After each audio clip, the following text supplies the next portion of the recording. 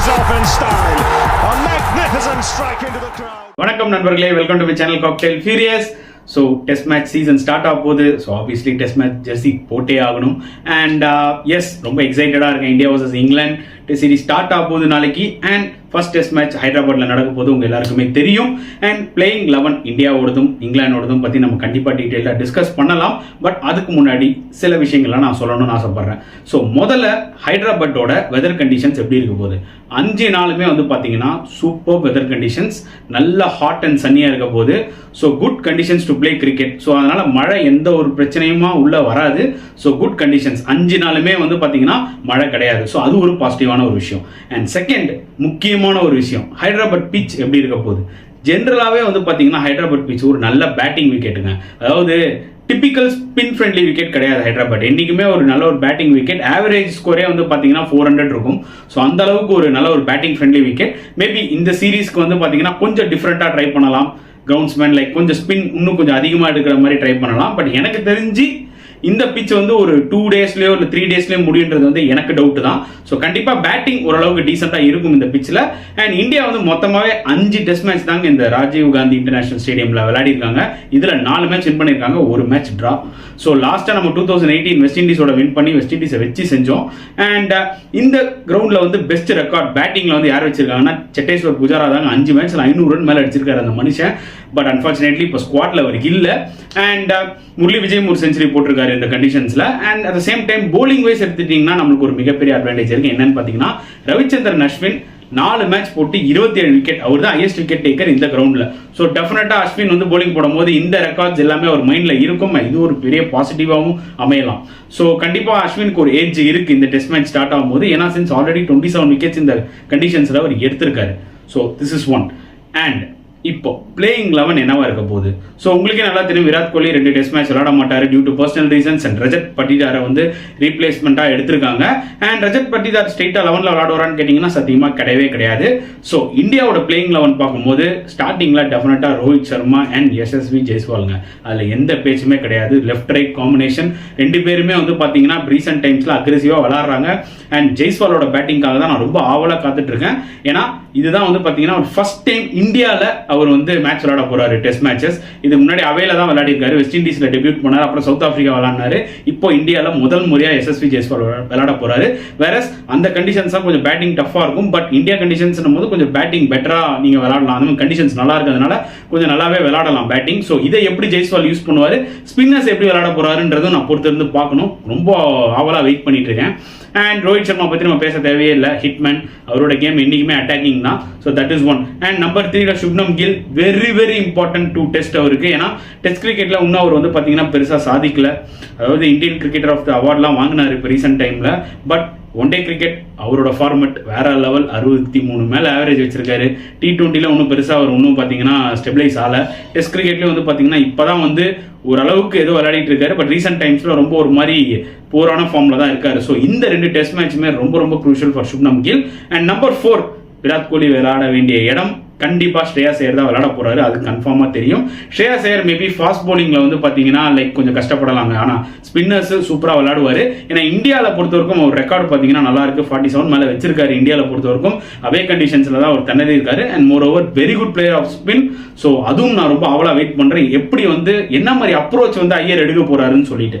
So number 5 KL ராகுல். And இன்னொரு முக்கியமான விஷயம் என்னன்னு பாத்தீங்கன்னா KL ராகுல் அஸ் அ பேட்ஸ்மேன் தான் இந்த டெஸ்ட் சீரிஸ்ல விளையாட போறாரு. முக்கியமா இந்த ஃபர்ஸ்ட் 2 டெஸ்ட் மேட்சஸ்ல. So obviously wicket keeper either Bharat or Jurel விளையாடுவாங்க. பட் எனக்கு தெரிஞ்சு பாத்தீங்கன்னா KS பரத் தான் விளையாடுவாரு. ஏன்னா லாஸ்டா விளையாடின அந்த அன்அபிஷியல் டெஸ்ட் இங்கிலாந்து லயன்ஸோட அவர் செஞ்சுரி போட்டிருக்காரு. அப்படின்ற ஒரு பட்சத்தில் வந்து பாத்தீங்கன்னா டெஃபினட்டா அவருக்கு வாய்ப்புகள் நிறைய கிடைக்கும்ன்றது தான் என்னோட ஒரு ஃபீலிங். ஸோ நம்பர் 5 KL ராகுல் அஸ் அ பியூர் பேட்ஸ்மேன், ரொம்ப வேல்யூபிள் பிளேயர். அண்ட் நம்பர் 6 வந்து பாத்தீங்கன்னா எனக்கு தெரிஞ்சு KS பரத் தான் விளையாடுவாரு. அண்ட் அதுக்கப்புறமா தாங்க நம்மளோட ஆல்ரவுண்டர்ஸ். அண்ட் இன்னொரு விஷயம் நான் சொல்றேன், மேபி நம்பர் 6 பரத் விளையாடலாம். பட் ஜடேஜா கூட ப்ரொமோட் பண்ண வாய்ப்புகள் நிறைய இருக்கு. ஏன்னா ஜடேஜாவோட டெஸ்ட் ரெக்கார்டு வந்து சூப்பராக இருக்கு. வேணா ஜடேஜா நம்பர் 6ல வரலாம், பரத் நம்பர் 7ல வரலாம். ஸோ நம்மளோட ஆல்ரவுண்ட் ஸ்பின்னர்ஸ் நல்லாவே தெரியும். ஜடேஜா, அஸ்வின், அக்சர் பட்டேல், அதுல பேச்சே கிடையாது. நிறைய பேர் ஆக்சுவலா இந்த மாதிரி கொஸ்டின்ஸ் ரைஸ் பண்ணியிருந்தாங்க, இந்தியா ஒருவேளை அக்சர் பட்டேலுக்கு பதில் குல்தீப் விளையாடுவாங்களான்னு சொல்லிட்டு. எனக்கு தெரிஞ்சு ஃபர்ஸ்ட் டெஸ்ட் மேட்ச்ல அந்த ரிஸ்க் எடுக்க மாட்டாங்க இந்தியான்றது தான் என்னோட ஒரு ஃபீலிங். ஸோ ப்ராபப்ளி டெஃபினட்டா அஸ்வின், ஜடேஜா அண்ட் அக்சர் பட்டேல் இந்த 3 ஃப்ரண்ட் லைன் ஸ்பின்னர்ஸோட தான் இந்தியா போவாங்க. இதுதான் எனக்கு தெரிஞ்சு பெட்டராகவும் இருக்கும். கொஞ்சம் பேட்டிங் வந்து பார்த்தீங்கன்னா கீழே வரைக்கும் இருக்கும். அண்ட் நெக்ஸ்ட் 2 லாஸ்ட்டாக இருக்கிற 2 ஃபாஸ்ட் பவுலர்ஸ் யாருன்னு பார்த்தீங்கன்னா obviously Jasprit Bumrah and Mohammed Siraj. So overall இந்த டீமோட காம்பினேஷன் பார்த்தீங்கன்னா செம்ம ஹெல்த்தியாக இருக்குங்க. ஏன்னா கண்டிஷன்ஸ் கொஞ்சம் ஸ்பின் ஃபேவராக தான் இருக்கும். இல்லைனாலும் நம்ம கிட்ட ஒரு ஸ்டெடியாக 2 ஃபாஸ்ட் பவுலர் இருக்காங்க. அதாவது ஸ்விங்கும் பண்ண முடியும், ரிவர்ஸ் ஸ்விங்கும் பண்ண முடியும். இந்தியான்னு வந்துட்டா நீங்கள் வந்து ஸ்விங்குன்றது வந்து செகண்டரி தாங்க. ஃபர்ஸ்ட் ரிவர்ஸ் ஸ்விங் தான். பால் ஹோல்ட் ஆனோடனே எப்படி ரிவர்ஸ் ஸ்விங் பண்ண போறாங்க, அதுதான் ரொம்ப கிரிட்டிக்கலாக வந்து அமைய போகுது இந்த டெஸ்ட் மேட்ச்ல. இந்த டெஸ்ட் மேட்ச்னு இல்லை, இந்த என்டையர் 5 டெஸ்ட் மேட்சஸ்ல. ஏன்னா நீங்க ஸ்பின் பிச்சா இருந்துச்சுன்னா கண்டிப்பா பாத்தீங்கன்னா அந்த பால் ரஃபாக யூஸ் பண்ணி எப்படி ரிவர்ஸ் ஸ்விங் யூஸ் பண்றாங்க 2 டீம்ல பெட்டரான்றதை நம்ம பொறுத்து இருந்து பார்க்கணும். ஸோ இதுதான் என்னோட பிளேயிங் 11 இந்தியாவுக்கு பொறுத்த வரைக்கும். அண்ட் இங்கிலாந்து எடுத்துக்கிட்டீங்கன்னா டெஃபினட்டா ஓப்பனிங்ல Zak Crawley and Ben Duckett இவங்க தான் ரீசெண்டா ஓப்பன் பண்ணிட்டு இருக்காங்க இங்கிலாந்துக்கு. அண்ட் இந்த பேஸ் பால் தியரின்றது வந்து பாத்தீங்கன்னா இவங்க 2 பேரும் பர்ஃபெக்டா சூட் ஆறாங்க. அந்த மாதிரி தான் இவங்களும் விளையாடிட்டு இருக்காங்க. Aggressive brand of cricket. And number 3 Ollie Pope. அவரும் வந்து பாத்தீங்கன்னா நல்ல ஒரு technical player. As last time கொஞ்சம் ஸ்பின் திணறி இருக்கலாம், பட் ஸ்டில் ஃபேண்டாஸ்டிக் பிளேயர். எனக்கு வந்து பாத்தீங்கன்னா ஓலியோ போப்போட கேம் ரொம்ப பிடிக்கும். ஒரு ஃபைட்டருங்க, அவர் பார்க்கறதுக்கு அப்படி தெரியாது, பட் செம்ம ஃபைட்டர். இன்சைட் அவர் மனசுக்குள்ள ஒரு நிஜமாக ஒரு ஃபைட்டர் இருக்காங்க. ஏன்னா அவ்வளவு சீக்கிரம் ஒரு விக்கெட் அவர் விட மாட்டார். That is what. And number 4 the star batsman Joe Root. பேச்சே இல்லை. அதாவது இந்த ஒரு பேட்ஸ்மேன் தான் லாஸ்ட் டூர் இங்கிலாந்துல வந்து பாத்தீங்கன்னா டபுள் செஞ்சுரி போட்டார் சென்னையில. அப்பார்ட் ஃப்ரம் தட் எந்த பிளேயருமே வந்து பெருசா விளையாடல. அண்ட் ஜோ ரூட் பேட்டிங் மட்டும் இல்லைங்க, இந்த மாதிரி ஸ்பின் கண்டிஷன்ஸ்ல இந்த 5 டெஸ்ட் மேட்ச்ல டெஃபினட்டா அவரோட ஆஃப் ஸ்பின் டெஃபினட்டா யூஸ் ஆகும். லாஸ்ட் டைம் 5 விக்கெட் எடுத்தாரு. ஸோ ஜோ ரூட் வந்து பாத்தீங்கன்னா vital player actually as a batsman and also part time ஸ்பின்னரா ஃபார் இங்கிலாந்து. அதுவும் 3rd டே 4th டே இல்லை 5th டே போடும்போது. அண்ட் இதுதான் நம்பர் 4. அண்ட் நம்பர் 5 எனக்கு தெரிஞ்சு வந்து பார்த்தீங்கன்னா பென் ஸ்டோக்ஸ் தான் விளையாடுவார். ஸோ அதில் கொஸ்டினபிளே கிடையவே கிடையாது. பென் ஸ்டோக்ஸ் எப்படி அப்ரோச் பண்ண போறாரு, அந்த பேஸ் பால் தியரி இவங்க எல்லாருமே கண்டினியூ பண்ணுவாங்களா? எனக்கு தெரிஞ்சு அந்த ஃபார்மேட்டை தான் இவங்க கண்டினியூ பண்ணுவாங்கன்னு தோணுது. It's going to be a tricky one, but டெஃபினட்டா இன்ட்ரெஸ்டிங்காக இருக்க போகுது. அது மட்டும் எந்த குறைச்சலுமே இல்லை. ஸோ எப்படி Stokes as a batsman as a கேப்டனா எப்படி ஹேண்டில் பண்ண போறாரு இந்த பேஸ் பால் இந்த இந்தியன் கண்டிஷன்ஸ்ன்றதை நம்ம பொறுத்திருந்து பார்க்கணும். அண்ட் நம்பர் 6 இங்கே தான் ஒரு சின்ன கன்ஃபியூஷன். அதாவது நம்மளுக்கு நல்லா தெரியும் ஹாரி ப்ரூக் இருக்காரு பார்த்தீங்களா. இன்கேஸ் ஹாரி ப்ரூக் இருந்திருந்தாருன்னா டெஃபினட்டா இந்த நம்பர் 6 ஸ்பாட்ல விளையாடி இருக்க வாய்ப்புகள் நிறைய இருக்கு. அண்ட் 4 ஃபாஸ்ட் வெறும் 4 பவுலர்ஸ் வச்சு கூட இங்கிலாந்து போக வாய்ப்புகள் நிறைய இருக்கு. ஸோ இன்கேஸ் ஹாரி ப்ரூக் ஆடிந்தா நம்பர் 6ல ஹாரி ப்ரூக் தான் விளையாடி இருப்பாரு. சின்ஸ் அவர் அவைலபிள் இல்லாததுனால எனக்கு தெரிஞ்சு பார்த்தீங்கன்னா ஜானி பேஸ்டோ ஆர் பென் ஃபோக்ஸ். எனக்கு தெரிஞ்சு பென் ஃபோக்ஸ் லாஸ்ட் டைம் இந்தியா டூர் பண்ணும்போது சூப்பரா கீப்பிங் பண்ணாரு. பட் பேஸ்டோவை தான் விளையாட வைப்பாங்கன்னு எனக்கு தோணுது. ஏன்னா அவங்களோட பேட்டிங் வந்து லோவர் ஆர்டர்ல கொஞ்சம் தின்னா இருக்கு. அதுக்கு ரீசன் நான் சொல்றேன். ஸோ நம்பர் 6 பேஸ்டோ உள்ள வந்துருவாரு. ஸோ அடுத்தது 5. ஸோ இங்கிலாந்து வந்து 5 ஃபாஸ்ட் பவுலர்ஸ் வச்சு போவாங்களா, இல்ல 5 பவுலர்ஸ் வச்சு போவாங்களா, இல்ல 4 பவுலர்ஸ் வச்சு போவாங்களா? இதுதான் மேட்டருங்க.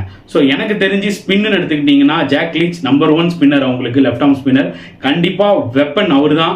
டெஃபினட்டா இந்தியா திணறுவாரு. ஸ்பின் பிச் மட்டும் பயங்கரமா குத்துட்டாங்கன்னா. ஏன்னா நம்ம ஆளுங்க நார்மல் லெஃப்ட் ஆர்ம் ஸ்பின்னே திணறுவாங்க இந்தியன் கண்டிஷன்ல.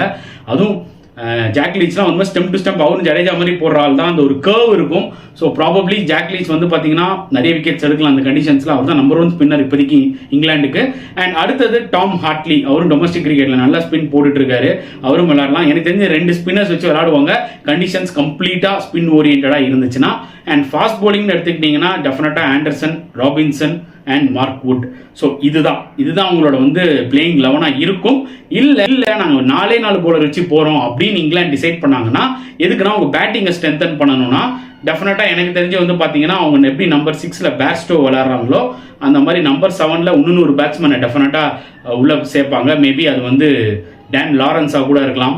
ஸோ வாய்ப்புகள் நிறைய இருக்கு. இல்ல பேஸ்டோ அஸ் அ பேட்ஸ்மேனா விளையாடிட்டு பென் ஃபோக்ஸ் வந்து கீப்பர் பேட்ஸ்மேனா நம்பர் 7ல விளையாடலாம்.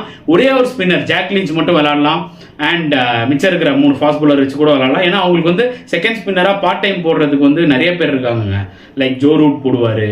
At the same time Ben Duckett கூட சும்மா பார்ட் டைம் போடுவார் ஸ்பின்னு. ஸோ இந்த மாதிரி சில ஆப்ஷன்ஸ் இருக்கு அவங்களுக்கு. And Ben Stokes as a pure பேட்ஸ்மேனா தான் விளையாட போறாரு. மெக்குலம் ஆல்ரெடி சொல்லிட்டாரு. ஸோ அவர் போலிங் போட போறது இல்லை. ஸோ இது ஒரு ஃபேக்டர் இருக்கு. ஸோ அதுதான் என்னோட தாட்டே. இங்கிலாந்து வந்து 4 பவுலர் வச்சு போவாங்களா இல்லை 5 பவுலர் வச்சு போவாங்களா? எனக்கு என்னவோ பர்சனலா என்ன தோணுதுன்னா அவங்க 4 பவுலர் வச்சு தான் போவாங்கன்னு தோணுது. ஒரு மெயின் ஸ்பின்னர், 3 ஃபாஸ்ட் பவுலர், ஒரு பார்ட் டைம் ஸ்பின்னர் வச்சு போவாங்கன்றது தான் என்னோட ஒரு ஃபீல். ஏன்னா ஸ்பின்னர்ஸ் ஓரளவுக்கு இந்தியா ஆடிடுவாங்க. ஃபாஸ்ட் பவுலிங் தான் திணறுவாங்க. ஏன்னா ஆண்டர்சன் கிட்ட அந்த ரிவர்ஸ் ஸ்விங் ஆப்ஷன் இருக்குங்க. ஏன்னா என்ன வேணா சொல்லுங்க, one of the best bowler. என்ன வந்து நீங்க வந்து ஆல் ஃபார்மேட் கேட்டீங்கன்னா கண்டிப்பா ஆண்டர்சன் தான் ஒரு டைம்ல சொல்லுவாங்க. பட் இப்போ ஒரு டெஸ்ட் மேட்ச் தான் விளையாடுறாரு அப்படின்ற பட்சத்துல எல்லா கண்டிஷன்ஸுமே போடக்கூடிய ஒரே ஒரு ஆள் அது வந்து ஆண்டர்சன், அடுத்தது டேல் ஸ்டெயின். இந்த 2 பேர் தான் வந்து பாத்தீங்கன்னா இந்தியன் கண்டிஷன்ஸ்லயும் 5 விக்கெட்லாம் எடுக்கிற ஆளுங்க. ஏன்னா அந்த ரிவர்ஸ் ஸ்விங் வந்து பாத்தீங்கன்னா அநியாயமான ஒரு கண்ட்ரோல். ஸோ இந்தியா ஃபேஸ் பண்ண போற சேலஞ்சு ஸ்பின்னை விட ஆண்டர்சனோட ஓல்டு பால் அந்த ரிவர்ஸ் ஸ்விங் தான். சம்டைம்ஸ் ஓல்டு பால் ஆகணும்னு அவசியம் இல்லை, 20 ஓவர் 25 ஓவர்லேயே அவர் ரிவர்ஸ் ஸ்விங் பண்ணுவார். அண்ட் ராபின்சன் நிறைய வாய் விட்டுருக்காரு சீரீஸ்க்கு முன்னாடி, ஸோ அவரு ப்ரூவ் பண்ணணுன்னு இருப்பாரு. மார்க் கூட் அவர்கிட்ட அந்த ஒரு 145 150 பேஸ் போடுற ஒரு ஆள். ஸோ கண்டிப்பாக இந்த பிச்சர்ஸில் அவரும் எஃபெக்டிவாக இருப்பார். It's going to be a tough match தான் சொல்லுவேன். ஈஸியாக இந்தியா வின் பண்ணிட்டு போயிடுவாங்கன்னு சொல்ல வரல, unless it is a mind field. ரொம்ப தரமட்டமாக ஸ்பின்னு கொடுத்துட்டாங்கன்னா அக்சர் பட்டேல், அஸ்வின், ஜடேஜா உருட்டிடுவாங்க, அது வேற விஷயம். ஒரு டீசென்டான பிச்சு கொடுத்தா கண்டிப்பாக நல்ல ஒரு காம்படிஷன் பார்க்கலாம் இந்தியாவுக்கும் இங்கிலாந்துக்கும். அதுதான் நானும் எக்ஸ்பெக்ட் பண்ணுறேன். அட்லீஸ்ட் ஒரு 5 நாள் டெஸ்ட் மேட்ச்னா ஒரு 4 நாளாவது விளையாடுங்கப்பா, பிச்சு அந்த மாதிரி இருக்கட்டும். 2 நாள் 3 நாளில் முடியாதுல வந்து பார்த்தீங்கன்னா ஒரு டெஸ்ட் மேட்ச் ஒரு இன்ட்ரெஸ்டே இருக்க மாட்டேங்குது. ஸோ பொறுத்து வந்து பார்க்கலாம் எப்படி போக போகுதுன்னு சொல்லிட்டு.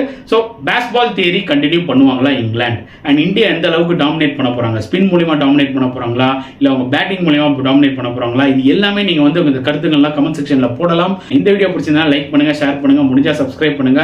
ஹோப் இந்தியா வந்து பாத்தீங்கன்னா சூப்பரா நாளைக்கு டே 1 ஸ்டார்ட் பண்ணுவாங்கன்னு நினைக்கிறேன். உங்களோட பாசிட்டிவிட்டியோட என்னோட பாசிட்டிவிட்டியோட இந்த வீடியோ நான் முடிக்கிறேன். ஸோ நெக்ஸ்ட் வீடியோல பார்க்கலாம் ஃப்ரெண்ட்ஸ். அன்டில் தென் பாய்.